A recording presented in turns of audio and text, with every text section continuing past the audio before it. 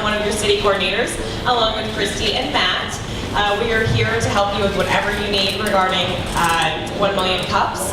And then we have an awesome team here at the Dallas Entrepreneur Center. So a big thank you to the deck for being our amazing host every single week. So give a big round of applause for that. Thank you. All right, if you haven't been here before, 1 Million Cups is an educational program produced by the Kauffman Foundation. We're here to engage, connect, educate local entrepreneurs while helping build startups on a grassroots level. We'll have 2 presenters today, 6 minutes to pitch, and then we'll have about 15 minutes for Q&A. So if you do have a question, please raise your hand high. Christy's going to take the mic and hand it over to you, since we do film for our YouTube channel. So yeah, we really want you to use that mic, just like I am right now, so we can hear you. And then a big thank you to our vendors, Zoker 2, for always providing the delicious treats. It smells great in here. And then Shade Tree Coffee Roasters for always keeping us caffeinated. That's super important. And then a big special thanks to our friends at High Brew Cold Brew Coffee for bringing in some awesome cans today for us to try. So big thank you to them. That's, yeah, another way to keep us caffeinated. Just let us know what you think. We hope they can stick around every week with us. But without further ado, we want to introduce our first presenter up on stage, Brandon and Jessica of Pristine Cleansing Academy. So everyone, please stand up. Give a big warm welcome.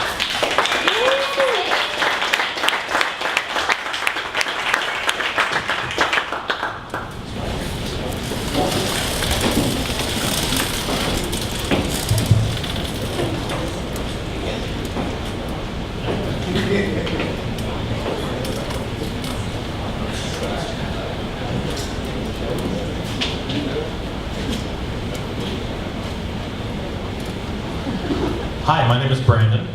And I am Jessica Caramoli, and we are co-owners of Pristine Cleansing Sprays. So what is Pristine Cleansing Sprays, and why is it relevant to all of you? Who here uses the bathroom? Then it's relevant. Listen up. Pristine is a spray that is sprayed directly onto toilet paper so that it moistens the toilet paper so that the toilet paper functions as a wet wipe. So you use it in the restroom after you've used the restroom like you would a wet wipe, whether you're an adult, a child, etc. So Jessica just demonstrated. So because Pristine is a one-of-a-kind product that really is not widely known or widely used anywhere, we had to compare ourselves to wet wipes to get an idea of the market. And shockingly, we found that wet wipes are a $6.5 billion industry worldwide. And the other surprising thing is that demand has started to increase. This is a decades-old product, so we were curious about why. If you look at the demand globally, from 2008 projected to 2018, it's going to be about a 50% consumer demand increase and a 37% in the US. Why the demand increase? Because of increased adult use. We've become a very sanitary, clean society. We've come to expect hand sanitizers in grocery store and clean public restroom facilities. And there's an inconsistency in the way that we treat our hair and our hands and the way that we treat our rears. We wash our hands with soap. We wash our hair with shampoo.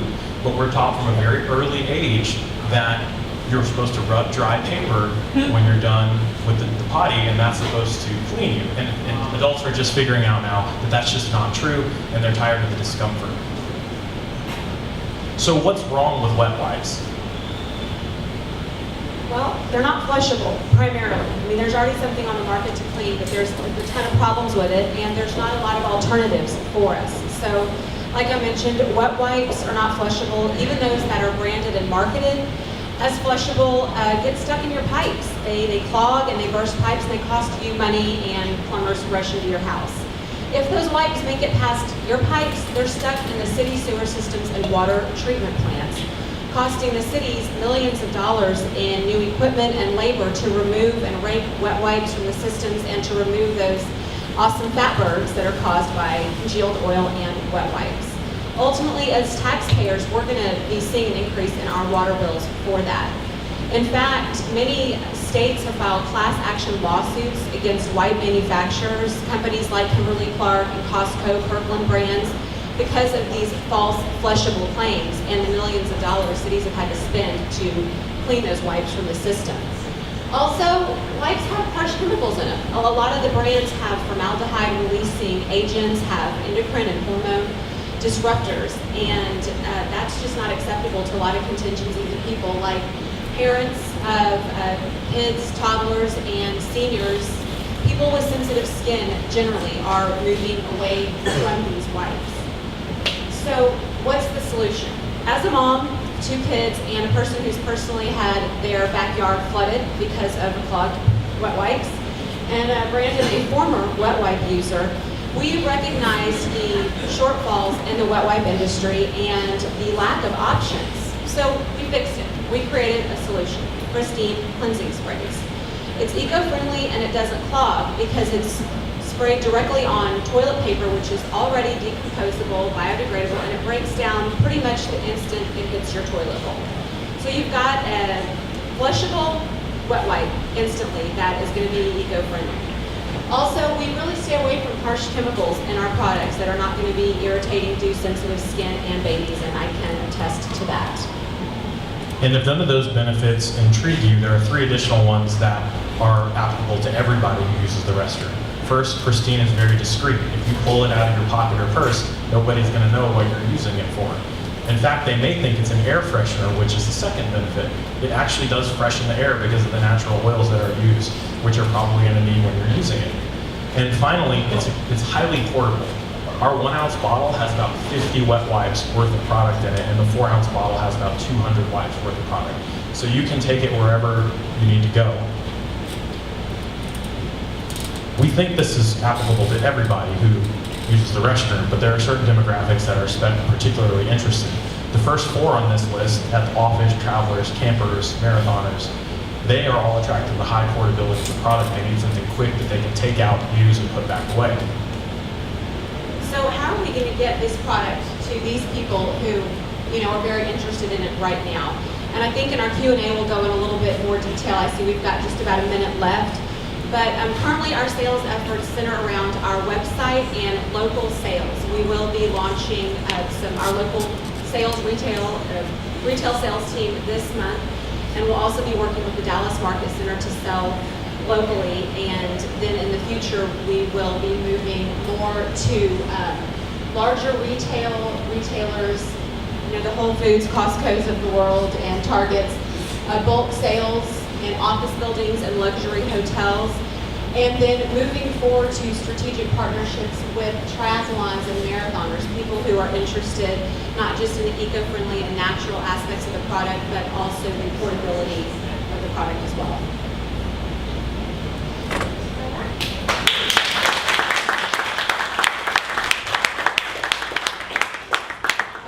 Open it up for questions and feedback. Please raise your hand high and I will bring you the microphone. And you guys can make sure just to really hold that mic up. Yeah, so my question is, you're talking about kind of the way that you guys are going into market past just locally, and you had distributors list there. I guess my question is once you go retail after going through distributors, and I imagine that's kind of like people doing it on their own and probably making some sort of commission on it. Is that going to take any of the power out of, like once you go retail and go into all these different other places, is that going to take any of the power out of the distributors' hands? You know what I mean? I do. We thank you for your question. And we don't foresee that at the time. A lot of the retail that we are focusing in right now is very locally based, smaller boutiques and specialty shops such as baby boutiques and some men's salons. We're hoping and anticipating that the larger distributors will be able to focus on more nationwide chains and take us kind of to the next level as opposed to just local.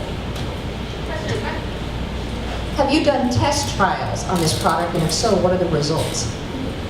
Test trials as far as safety or Likability, consumer likability, use, response.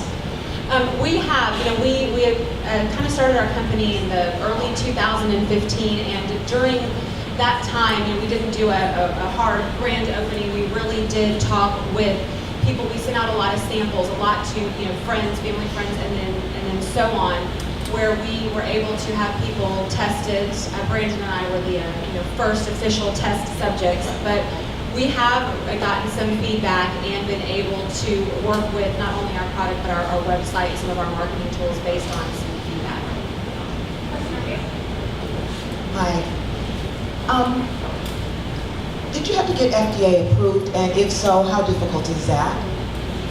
For cosmetics, you do not need to get FDA approved. So there are segments of other products that would require FDA approval, such as pharmaceuticals and cosmeceuticals, and we don't fall into that. But we do abide by FDA recommended regulations. One quick comment. There is I forget what it's called, but there's some sort of wellness expo in Addison coming up in October, which could be a good avenue, because you mentioned trade, markets and whatnot. So if you probably type in, wellness thing Addison, then it should pop up, or I can try to find it and email it to you afterwards. Two quick questions. One, in terms of the use again and the trial. I mean, I guess one, like how many? I'm just thinking that does the toilet paper ever break down? So there's different varieties of toilet paper, just from that standpoint. Then I have one quick question on marketing after that. Sure, and that's a question we get a lot, is whether it breaks down. And the toilet paper actually does not break down. In fact, it's been tested. We have some acquaintances who work on ships, drill ships, and they have the utmost thin toilet paper possible because marine sanitation systems can't handle regular toilet paper, and it actually worked for them too. So the mist is a very good way of moistening the toilet paper without tearing it. And you don't see any of the beading or tearing that you would if you've ever wet toilet paper under a faucet. I don't know who would have done that. But. Thanks. And then the quick marketing or sales question. Where have you gotten traction so far? Because you had a lot of different areas you were maybe going to target, but where have you sold it so far, and where have you gotten initial traction? So this slide is really our initial traction. We had a significant organic online sales with very minimal marketing or advertising efforts, and we are just now about to start doing trade shows. We are working with a distributor at the Dallas Market Center, and we're going to be doing trade shows with them and having their sales reps go out and sell in states, in Texas and surrounding states. And so we basically plan on replicating this in other states and with other distributors, as well as focusing on, like Jessica said, bulk sales and industrial use to hotels, offices, and such. And if I could add to that a little bit too, we've seen a lot of traction with current wet wipe users and people who are very focused on the natural and eco-friendly aspect of products. We've had a lot of interest from baby boutiques and senior living facilities because of the natural aspect of it. And so that's really kind of phase one of our marketing, is to target those groups who already see this as something that they need, and then move to kind of phase two, which involves more of an education that, dry toilet paper isn't taking care of business really, and we need to move to something that is really getting the job done in the bathroom. Good morning. So, one thing that your presentation made me wonder about was what actually makes wet wipes wet. And I'm wondering, do you know that? And if so, and what also makes what's in your product? What's the chemical makeup of, what's going on with people's tissue, actually? Thank you for your question. Each wet wipe is going to be different, and we've looked into a lot of the different chemicals and things that go into a lot of the different brands of wet wipes. So it varies. Some of the wet wipes are trying to move away from formaldehyde. I mean, it's carcinogenic. We know that now. So it varies. Like, I couldn't tell you with every wet wipe, but Google has a lot of fantastic information on what's in them and then what we kind of want to stay away from. With our product, we have everything listed on our website and on the bottom. We've got a pretty detailed explanation of what it is. Most of the ingredients are natural. I mean, we've got water, we've got some essential oils and carrier oils, aloe, glycerin, and then there are some things we have to keep in here to protect you. I mean, if we could go preservatively, we would, but we can't. That's not safe for our consumers. So we do have a naturally derived preservative and then an emulsifier to keep all of the oils and waters mixed so that you can have, it's a nice, smooth experience. So, but I would encourage you to look it up, and if you have any questions on the ingredients that's on our website, feel free to email us too. Question over here. How clean does it get you? I mean, so it's misting the toilet paper. Would you say you're 20 times more cleaner or 100% more? Like, how clean does it get you? Would it be significant enough for me to want to make that purchase? Yeah, yes. It is, and I would say it is equal to wet wipe cleanliness if you've used wet wipes. If you haven't, I would encourage you to try it and see what additional clean that you get after you do your dry paper routine, and you will find that in fact it's not hygienic at all.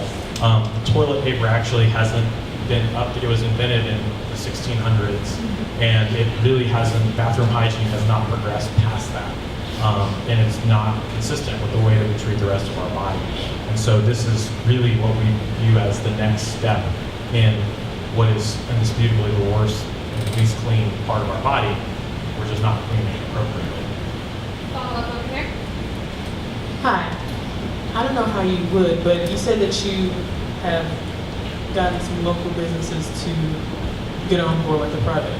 Have you tried any local universities such as SMU or UTD, since it's such a large campus and they're building new dorms and they're very pristine, or they try to be very prestigious, so I feel like that would be a product that they might like or be able to use on a consistent basis in their dormitories. That is a fantastic suggestion, and that's something we're going to add to the slideshow for sure. But that's where we want to move, is just to have Pristine as a product that goes hand in hand with toilet paper. You don't reach for Pristine without reaching for the toilet paper. Question over here. So the nature of your product is kind of in a taboo area, talking about bathroom. There's a product called Poo-Pourri. I don't know if you've heard about that. And they use kind of marketing strategies to use viral videos to build awareness about what they do. Have you guys looked into viral videos at all for something around your product? Yes, I mean, we want one. But we have. We've got a videographer, and we're working with just producing videos. We actually do have one video out right now, which got a significant amount of traction on YouTube and Facebook. It's a how-to, basically, of what Pristine is and what it does. But we are working in that, and fingers crossed that 50 million people want to check it out. Over here. And this is actually kind of piggybacking on that. And so, being a taboo area and kind of the state of business you're in right now is primarily on, driving traffic to your website. And so, with you and your kids, as you're kind of going through this, I think it would, and this is just feedback, and I'd love to hear what you have to say about it. I think it would be an amazing idea, and you're probably already doing this, to get plugged in with like different social media platforms that have, primarily moms on them that are using, wet wipes, because it's not going to be as taboo because they're already using the, wet wipes and that kind of thing. And then on top of that, Pinterest and all that kind of stuff. On top of that, becoming a part of that conversation, but also telling your story as you're going through this, and really driving it home with that primarily, I think would be kind of your low-hanging fruit for this sort of sector. I'm sure you've already kind of ideated around that. Thank you so much for that input. It's really good to hear that feedback as well, because we kind of wonder, is this the right place to be? But it's a great group. Moms talk about poop all day. It doesn't even embarrass me anymore. So. I was just curious about, thank you for your presentation, by the way. Just curious about, again, with it being a taboo area, and people don't really like to talk about poop very much. Have you considered at all using humor in your marketing? Just the humor of how funny it is to have to wipe your butt? We are definitely doing that. We started out in the beginning thinking that we were going to be subtle and dance around the issue, but because Pristine is a very new concept, doing that confuses people. They don't know if it's an air freshener or a toilet bowl cleanser, and so we've started to be much more direct with that, and it has seen great success with companies like Poo-Pourri and Swati Potty and others like that. Over here. This is going to be a strange question, but do you ever get concerned, or would there be concern for moms catching on to the concept and thinking, oh, I can mix my own waters and favorite oils? Would that affect your market, or is that a concern? It's not, and actually there are moms doing that. I mean, that's kind of how we got started, is I sat there in my kitchen and kind of, researched and mixed things that maybe would be good for my children's skin. And there are moms doing it. It's an undertaking, and until we started getting the testing done, and it was a little bit of a concern. So I don't think it would affect our market. I'm glad to know that it's a thing, that moms want this, and if you can spend time making it in your kitchen and boiling the water and stirring, that's great. But if you can go online and get our product and just have it there at your changing table, I think that's going to be the ease of the way. I don't think it'll affect our market. Awesome. It seems like Pristine has managed to crack their way into our hearts. Okay, final question. What can the community do for you? We're looking for strategic partnerships with companies that think that they could use Pristine. We're looking for sales reps and any sort of sales deals, and then potentially investors if that makes sense. All right, one more round of applause for Pristine.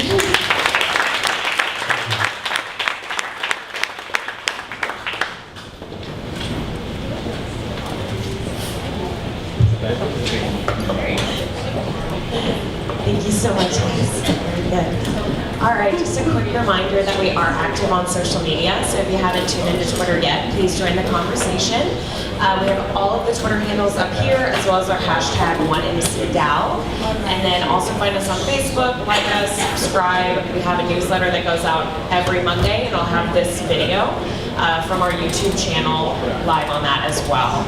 And then we do have a very big board out by the elevators for you to write down any events that you have coming up. So please share it with the community. We have that up there for you guys. Please use it when you want.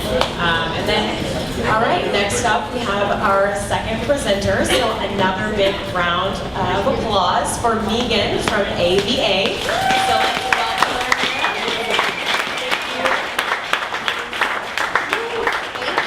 Thank you so much. It's an honor to be here today. Usually I work with a headset, so bear with me. I'm managing 3 things at once, so we'll get through this. Okay, so my name is Megan McKay, and I'm the founder of AVA, Artes Pro Vita Academy, translated in Latin, Skills for Life. The story of AVA began in 2013, when the United States Congress and Department of Defense began downsizing the U.S. military to pre-World War II levels. My husband, Major, now retired, Jonathan McKay, was forced into early retirement after 16 years of service. We struggled at that time learning how to go through this transition prematurely, to take his transferable skills, talents, and passions into the corporate sector. 9 months have passed, and thankfully this Monday, he started officially with Delta Airlines. Thank you. But this journey has been a long journey. Learning how to translate his career was a component and very important. And not only that, we realized other military members were experiencing the same struggle, understanding the corporate sector versus the military culture. Through a series of workshops that I began doing at Altus Air Force Base in Oklahoma, AVA was born. The problem that AVA is here to solve is the skills gap. In 2015, the Department of Labor and Statistics showed that 3.7 million job openings were available in the United States, and employers were finding that they did not have the skills from the employees that were needed to actually qualify for these jobs.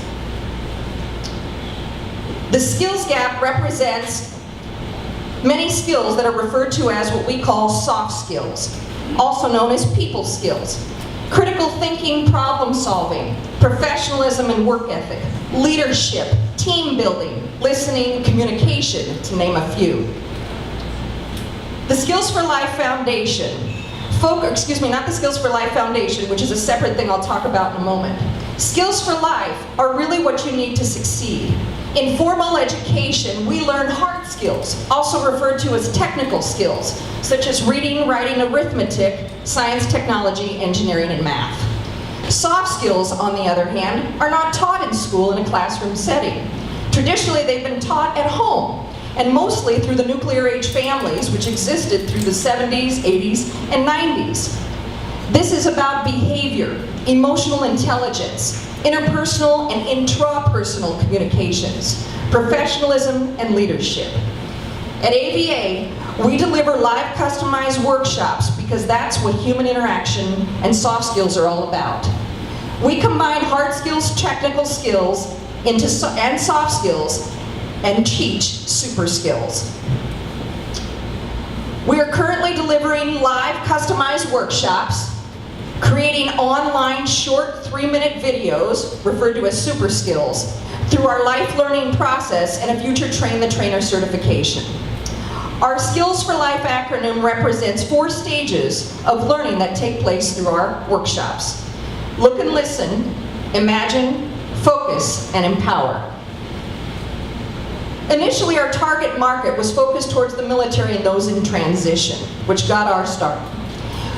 As the demand grew and referrals we were blessed with, we started working with others that were in transitioning careers, those leaving college, as well as working in the manufacturing sector and in customer service through the corporate arena. We are currently evolving from phase 2 into phase 3 stage of growth, focused on product development, financing, and scaling the team as the demand grows. Our revenues in the past year, which is our 2nd year of production, have exceeded $85,000 by year end, and next year we'll cross $158,000, $614,000 in 3 years. There are many lessons that we have learned, and I will share more about that if you have questions when we follow up. It is important to do your research and development and test your products, specifically in the service industry. Use bootstrapping efforts, continue to network, build accountability partners, gather data, assess and adapt to the market that you continue to pursue. Currently, our team consists of 5 military veterans and spouses, 5 interns at Cameron University in Lawton, Oklahoma, and a 12-member advisory board in 4 different states.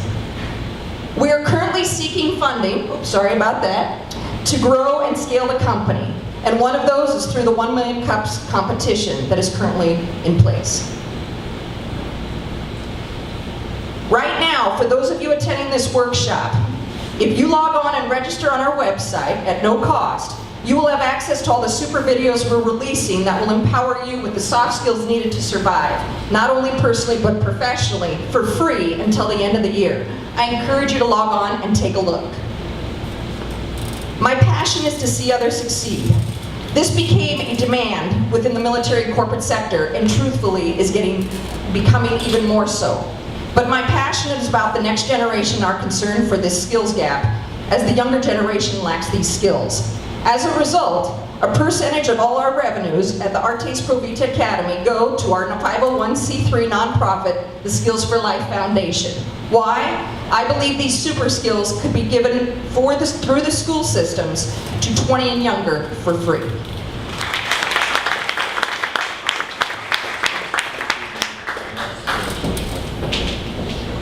All right, we're going to open it up for questions. Raise your hand high, and I will bring you the microphone. Yes. Beat you to it. Thank you for that. I love all the ideas, love the way you're pushing soft skills and helping others. I was wondering if you could dip into a little bit of what your actual revenue plan looks like, where the revenue comes from, what I assume it's the people watching these videos, kind of what the cost is it monthly, is it per video? Would you go into a little bit more detail about the revenue coming? The revenue plan. So right now, the current revenue stream is coming from our live customized workshops.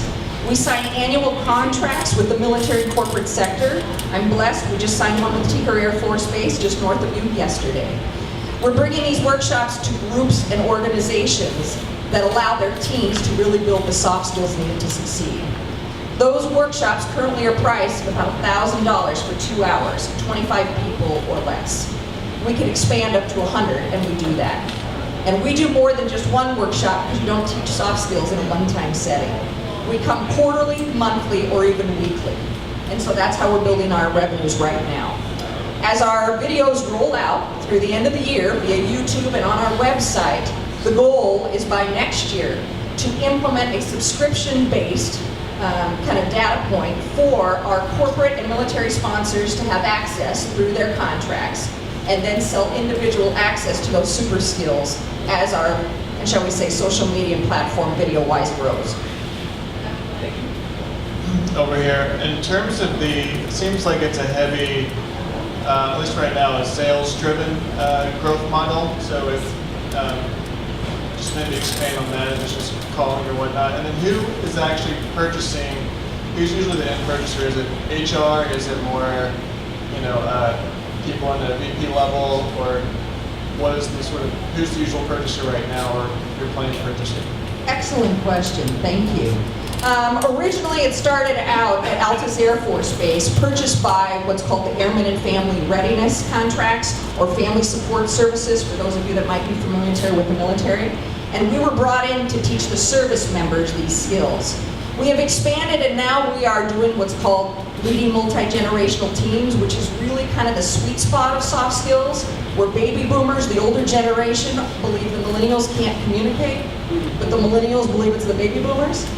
So corporate America, HR, for the main part on that side, is bringing us in, but our requirement is you both have to be present. Why?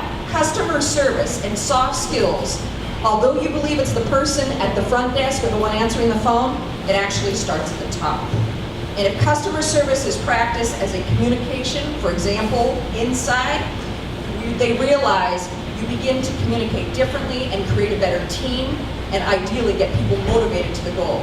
So long story short, it's sold mostly in the corporate sector to HR, involving everyone from supervisor all the way down to the worker bee, because it takes a team to ideally achieve their mission. Yes? Yeah, I'm a veteran, and I remember military corporate structure. I'm not familiar with what military corporate structure is, but this seems like it applies very, very closely to the TAPS class, if you're familiar with TAPS, and if you can expand on both, please. Absolutely dead on the mark. So, in 2013, when my husband was passed over for promotion, and we knew the odds of him probably getting forced into retirement were high, I became a facilitator for the Department of Labor TAP program. TAP is the Transition Assistance Program required and mandatory for every military member who had been through the downsizing department. It is a 300-page textbook delivered in 3 days via PowerPoint. After facilitating that, painful, I realized what was missing, and that's where our Taste Pro Vita Academy was born. What we do is not only teach you what the essence of communication is about, it's how do you communicate who you are through a resume, through an application, in person, through your first impression, verbal and nonverbal, and more importantly, how you communicate and bring your strengths to the team. So we complement everything that TAP does, but take it to a whole nother level. And it's interactive multisensory workshops, which involve tactile, audio-visual exercises, learning how to communicate rather than being told to. Over here. Hey, thank you so much for your presentation. The mission is really inspiring. Could you talk, I have 2 questions. Could you talk first about what your vision is for like scalability of this? How do you see it getting bigger? And 2, could you explain a little bit more about the model between the nonprofit Skills for Life Foundation and how that relates to the ABA business revenue generating model? Absolutely, great question. Thank you for asking that. So scalability, our Taste Pro Vita Academy. I can't duplicate me, which is what it's been. And that's the hard part when you're in a service and you're motivated and you're enthusiastic. What we are doing is we have co-trainers, co-facilitators, a team that I am working with building, one that will be here in the Dallas-Fort Worth area, one that is in Oklahoma City, which helps me throughout the state, and 3 others as well. What we are going to do is design our Train the Trainer certification, because it takes a team, And what we're going to do is start to copy that in partnership with interns and academia. We are also pursuing to complement a government, what's called SBIR, which is government grant funding, which is phase 1 development of $150,000 to scale it and develop. The goal is designed to train the trainer certification so that someday, through our partnerships in the universities throughout the United States, which is the goal, we're going to take it to the next level and train companies to do this internally through our certification. The nonprofit side, that's where my heart is. I know how to make money. I worked 25 years in the corporate and government sectors, but I am driven by making a difference. So originally the concept was thought about being a 501c3 nonprofit, but every nonprofit needs money. So I follow the money, and that's where we've taken off. As a result, as the revenues grow through our Taste Pro Vita and our workshops, corporate and military, the percentage goes to our 501c3, and we officially, this last May, launched our first pilot workshop series for an alternative school at Lawton Public High Schools in Lawton, Oklahoma. And where I get goosebumps, thank you so much, is they said, we love it, we want you to do more. We have officially rolled out a 9-part series at Lawton Public Schools, and we are in communication with 2 other high schools in Lawton as well as Oklahoma City to start it in January and get this thing to grow. So I believe we can do it, and it's about bringing these skills. The selfish part of this is my dream before I die is to have core, STEM, and skills for life for free in every public school in the United States of America. That's my dream.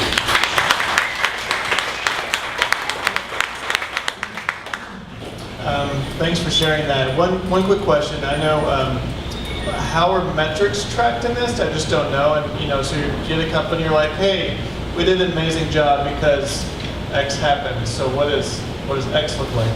Yes, assessment and quantifying data, very important. Since we started this, we did not only a pre-survey of the skills they had, but also a post-survey. We have done this with all of the military workshops we have done, as well as the corporate sector, and now the public and education system. We are assessing the skills that they've known and what they know after the workshops, and collecting that data. One of the wonderful individuals on my board for the Skills for Life Foundation is Lynn Knoll, who is a PhD OSU focused in child development.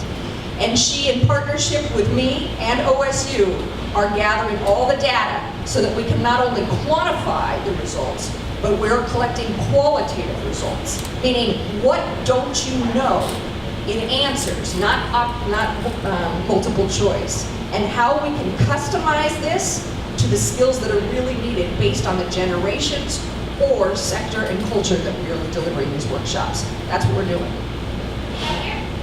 Yes. Hi there. Thanks so much for your passion. I can feel it way back here. Question about actually, when you're in the room with these people, did you create the curriculum? Is the curriculum based on something else? What are your approaches in that nature? Excellent question. I love this. You guys are helping me a lot and making me think. I love it. Yes, it's been a long process. One of the things that I often get in academia is someone will say, so what are your credentials? Which is not what you're saying, but to compliment. I have a gift, and all of us have gifts. It's about recognizing the gifts within. My skill set is the reason I'm doing this.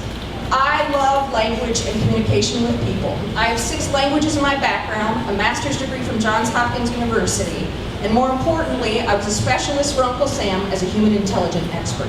I'm a certified interrogator, and what most people might think about interrogation is it's not the negative that you read in the media and the inappropriate ways to deal with human beings. That's wrong. The way that we connect with other human beings and achieve our goals, whether it's gathering information or getting them to connect us to a product or buy our service, it's about empathy and compassion. That's what we teach.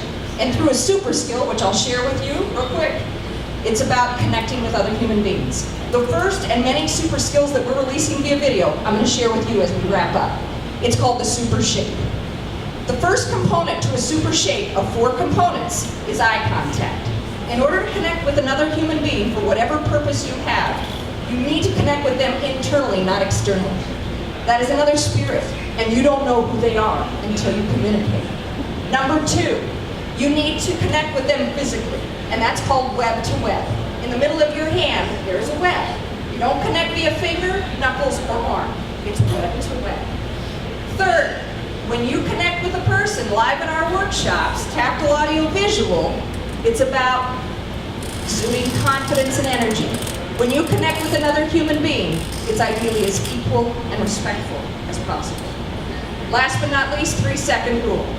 That's a super skill example, and we do it live in our workshops. And it's about taking these soft skills into how to do them rather than about them. All right, the final question, what can the community do for you? I believe we have a video. Yes, so for those of you here at 1 Million Cups, log on to the 1MC website. On that website, you will see there is currently a $25,000 competition. If you scroll down to the bottom, you will see a list of videos. On page 3, about 2/3 of the way down, this is what you'll see.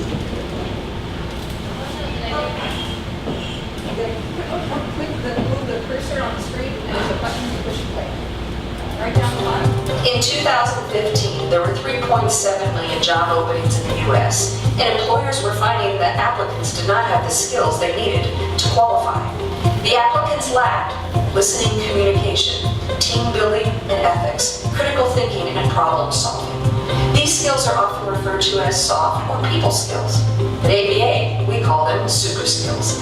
ABA trains your team to take ownership in the job and contribute 100%, replacing the 80-20 rule.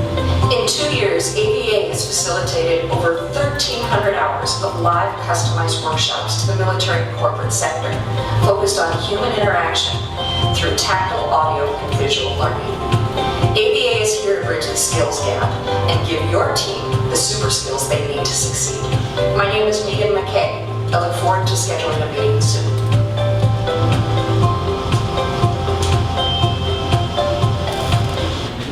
That's the pitch competition. If you haven't competed next year, I encourage you to do so. So get online and vote.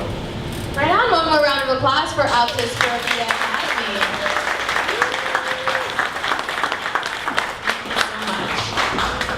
All right, well that wraps up our program for today. We'll be here always Wednesday, 9 to 10 a.m. And feel free to stay and network, find Emmanuel. He can help give you a tour of the space if you haven't been here before. And then if you do have any questions about presenting, sponsoring, joining the 1MC team, please email us at dallas@1millioncups.com and or just find us after the program. But yeah, have fun, and we'll see you next week. Thanks so much for joining us.